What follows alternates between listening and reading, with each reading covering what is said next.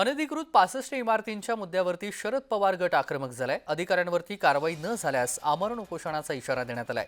डोंबिवलीमधील 65 अनधिकृत इमारतींवरती कारवाई करण्याचा न्यायालयानं आदेश दिलेला आहे आणि ज्यामुळे सुमारे 6500 नागरिक बेघर होण्याच्या संकटामध्ये आहेत।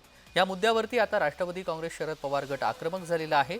जबाबदार अधिकाऱ्यांवरती कारवाई न झाल्यास आमरण उपोषणाचा इशारा देण्यात आलाय। राष्ट्रवादी काँग्रेसचे डोंबिवली शहर अध्यक्ष भालचंद्र पाटील आणि मधुकर माळी यांनी पत्रकार परिषद घेत हा इशारा दिलेला आहे।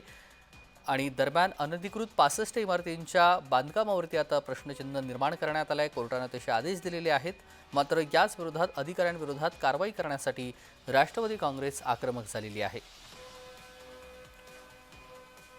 न्यायालयाच्या आदेशाचा आम्ही सन्मान करतो, परंतु जबाबदार अधिकाऱ्यांवरती कारवाई न करता फक्त इमारती पाडणं अन्यायकारक आहे। त्यामुळे प्रशासनाने आधी दोषी अधिकाऱ्यांवरती कठोर कारवाई करावी।